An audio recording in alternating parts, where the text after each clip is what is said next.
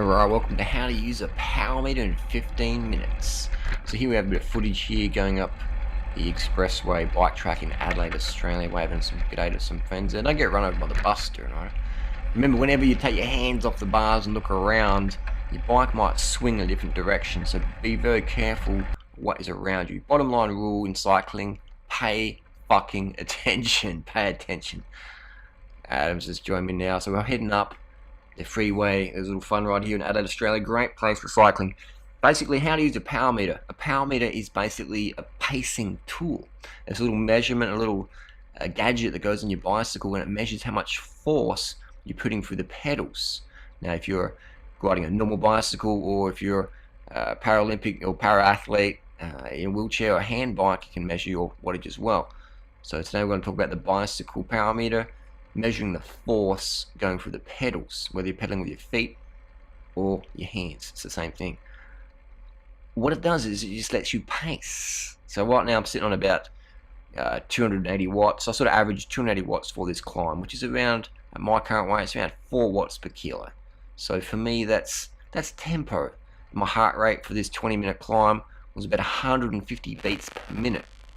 So I can hold 170 beats per minute for about 3 hours in a marathon, or 2 hours 48 to be specific. So heart rate, you can see, is not really accurate. I can't hold 280 watts for 2 hours 48. I just can't do that. But I can hold 150 heart rate for probably 5 hours. So heart rate is very, very, very inaccurate because there's too many things that affect heart rate. We have caffeine, we have heat, we have muscle glycogen levels. These all affect heart rate. So heart rate is a very poor thing to pace with. Heart rate obviously is a good thing. It's better than nothing, but power is more absolute. So I'd go by power when you're pacing, because heart rate really does fluctuate a lot.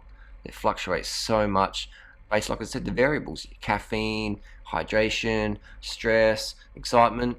But power is absolute.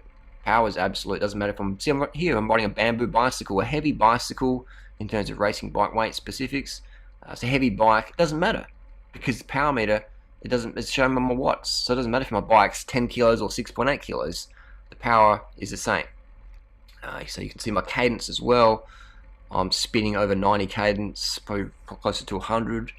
I average about 92 cadence for this climb for 20 minutes. Adam behind me, his cadence is a bit lower, but he's just cruising, so it doesn't matter too much. But it is a good idea, even when you are just cruising, it's a good idea to learn cadence. So when you go put the power down, you have that neuromuscular facilitation. Your legs can actually spin.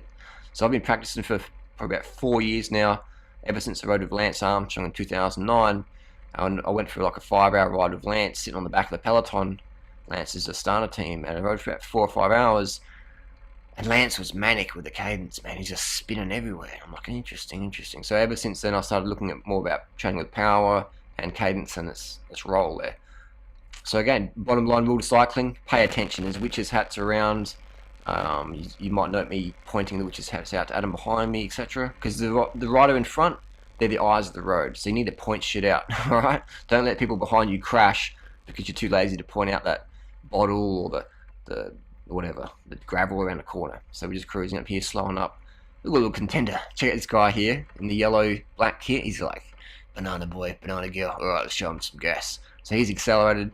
And now Freely's actually filming this with my GoPro, so I'm telling Freely, just, go for it, hit it harder. So now we're speeding up here, and I've got mate Johnny behind me in the white and black kit on the Cannondale. Johnny, I've known since '97. He sort of helped me get into bike racing back then, told me what to do with licenses and gave me some tips on racing. So Johnny was a big instigator of me starting bike racing back in 1997. December '97 was my first ever crit, and I rode that crit in shorts and t-shirt. Good stuff. Hang around people who can raise you to the next level. So power meter is a pacing tool. You want to use it to pace with. And right now, I know that the guy who just attacked past us, here we go, there he is there. He's just blown up. And I knew he was going to blow up because I looked at my wattage. I'm doing about 280, 300, and he's surging at probably 550 watts. All right, for 550 watts, he's doing roughly. So I know that's not going to be sustainable unless he's a pro rider. And he ain't a pro rider. I'm not a pro rider either. But so the power meter just lets you know straight away if someone's going to stay away or not. And I knew he wasn't gonna, so I gave him like 20 seconds or whatever. He did good. It's all about having fun on the bike. There's no wrongs, you know. Just as long as you're getting your heart rate up, getting some breathing done. That's the main thing. Spin the little legs out. So you can see my cadence here the whole way up. Just spinning, spinning, spinning, and that way you lose. You don't produce as much lactate really in your legs. We don't feel like you do anyway, because your legs are just getting momentum to spin around, and this gets the blood going. I remember talking to Dr. Ferrari one time on email, and he was saying that when you use cadence, it acts as like a peripheral pump because your blood is just getting circulated a lot easier. Alright, so that's definitely a tip there that you want to. Actually, I'll put a link down below to Dr. Ferrari. Actually did write an article about it, and check it out. Even though Dr. Ferrari is a head doping coach, you still have to understand how the body works as a cyclist. So definitely got some good things to share there. Even though his main role of fame is sports doping of tennis players, cyclists, swimmers, runners, etc., boxers. Everyone's on the gear at the top, man. Everyone's on the fucking gear. And we have another contender coming up behind in the Johnny's waving goodbye there. He's done his shift. We have another contender in the orange kit. Another fit person, another fit lad coming along. And so you can see my little handlebar there. Just, here we go. That black tip on the end of my handle, that's a little mirror. So I can see who's coming along, who's the contender, who wants to have a go. I'm not going full gas up here because there's a lot of riders on the road. There's a lot of riders out of Australia. So I'm not going full gas. To go full gas up a climb this busy, it's not really smart. It's a bit stupid really. So I'm going tempo. I'm going hard tempo up here. 280 watts, hard tempo. Just getting some spinning going and just paying attention to riders around me, not passing too aggressively, whatever it may look like it. Get out of the way, no. Just using a bit of etiquette. Just, again, paying attention to what the riders up ahead are doing, so I'm not running up the behind them, which sometimes happens out there on the road, and I've done that myself in the past. So you always want to keep your heads up, and before you look down, look up. Before you look down, always fucking look up. Before you look down at your power meter or your wattage or whatever, look up. Alright, you want to look up. You notice I'm not using a water bottle. I actually had the water bottle in the pannier bag on the bike Freely's riding, so I do definitely ride with the water bottle. I just didn't put it in there just to save it for a couple of grams. Just for Strava. The rider behind me doing quite well. His cadence is pretty good as well. His posture is pretty relaxed, his shoulders are pretty relaxed, he's doing pretty well. And I can tell by the wattage that he's a very fit guy. I mean, wattage doesn't lie. Average speed means fuck all. Speed means fuck all, because you might have a wind, the road surface might be rough or whatever, or smooth or slow, you might have a slow leak, you might be, sitting on the back of the group, on the front of the group. Average speed means nothing. People are like, what's your average speed, Harley? What's your average watts per kilo? That's more important. So average speed means nothing. Don't even worry about average speed. You want to go by wattage. You want to go by wattage. I'm wearing a little intercom system on my helmet here, and I can communicate with Freely to go a little bit harder, a little bit easier. So we're cruising down here. This is a GoPro Hero 4, in case you're wondering. I think it's 1080p, 60 frames per second. So cadence, this is really good. I can't even feel my legs right now. I cannot even feel my legs. There's no chain on the bike. Basically all I can feel is my breathing, heart rate, and that's it. I can feel my heart beating. And now I'm going to ramp it up. Look at this. Here we go. I'm in the cat pounce position. Now I'm getting the cat pounce. Now I'm putting the wattage up. So probably sitting about 500. Boom. Rider behind me. He's coming back up again. He's coming up. He's like a Mako shark. This is good fun. It's all about having fun on the bike. You race each other. You want to have a go? Let's do it. So it's all about having fun on the bike.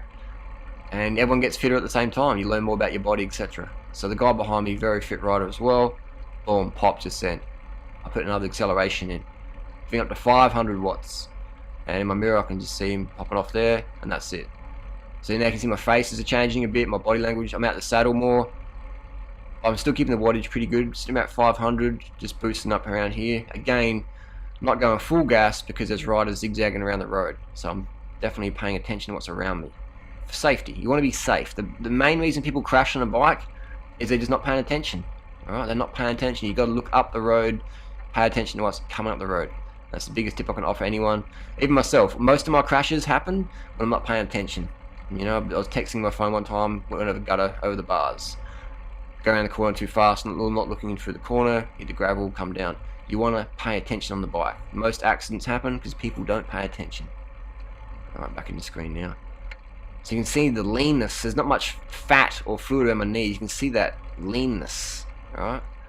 That's leanness. That's low body fat, low fluid level. not storing much excess fluid, which you don't do anyway when you're very fit and eating a high carbohydrate, low protein sort of diet. Quite lean here, but again, just a high carb diet, high carb vegan diet long term. I don't cut my calories or anything like that. I just eat as much as I want, whenever I want, of just good foods, good quality vegan tucker. And there you go. So I'm just cruising up the hill here. Drop the wattage a bit, but again, the riders behind, they dropped off the back. They've had enough. So I'm just going to keep going. I wanted to get a bit of a 20-minute workout at a decent wattage, sort of just get the blood flowing. Past a few people to go vegan kit on there, just a bit of razzing up.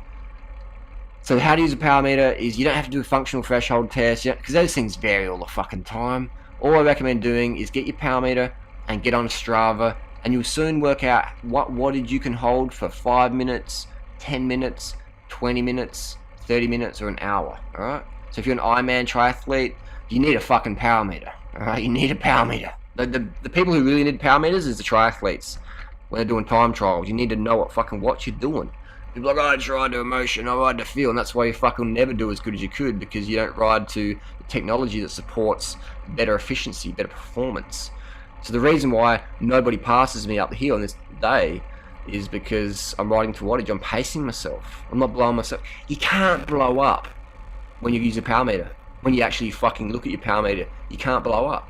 Because you just go, okay, yeah, I'll stay at this zone, stay at this wattage, keep cruising, and you just go forever. You can fucking go forever if you ride at wattage. What's a good wattage to ride at? Start riding it between 1 to 3 watts per kilo.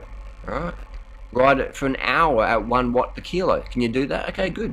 Ride for an hour at 2 watts per kilo. You can do that, good. Then go for 3 watts per kilo. And then go for 4 watts per kilo for an hour. Things like that. And so you'll soon work out what you can hold for 5 minutes, 10 minutes, half an hour, 1 hour, etc.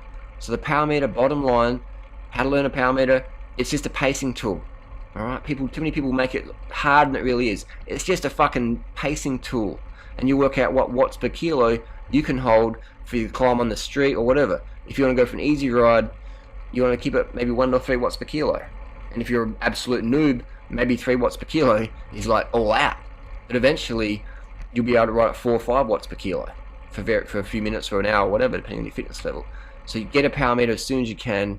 It's going to help you a lot. Freely's even got a power meter. Freely doesn't even race. Freely's never even she's done 2 bunch rides in her entire life, but she uses a power meter. I'm hardcore now. She's hardcore now. And the reason why she uses it is because now she can pace herself. Freely used to go and hit 500 watts at the start of a climb. Go, I just want to get the climb, I just want to get the climb. And she didn't really enjoy it, because when you're putting out 500 watts, you just that's 10 watts per kilo. You just produce so much lactate, and it hurts and it burns. And Freely's not full of painkillers, so she feels that pain, and then the brain says, look, this sucks. So get a power meter and ride at 1 and 3 watts per kilo. Just cruise around. You know, if 3 watts per kilo is too much, ride at 1 watt per kilo. If 1's not enough, ride at 2 watts per kilo. If 2 not enough, ride at 7 watts per kilo. You'll soon work out what you can do. As an example, someone like Lance Armstrong or Chris Froome, those guys could ride at 7 watts per kilo for half an hour on fresh legs. Fatigue legs, after 5 hours of racing in the sun, they could probably run about 6.5 watts per kilo for half an hour, approximately. Give or take a few percent there, but there you go. That's watts per kilo. What's your average speed? Doesn't fucking matter. What's your watts per kilo for 10 minutes? That's more of an indication of what's going on. Alright? So that's what you want to do. So functional threshold, again, it varies too much. I'd just say stick with Strava segments and what watts you can hold for, your favourite Strava segment. Because that's what you want to get better at, isn't it? You want to get better. If you get better at climbing, everything else gets better. Every aspect in your life gets better. So focus on climbing mountains. Use a power meter to pace yourself. I'll put some more information down below. But 1 to 3 watts per kilo to start with. And just cruise around, have fun. Spin the legs.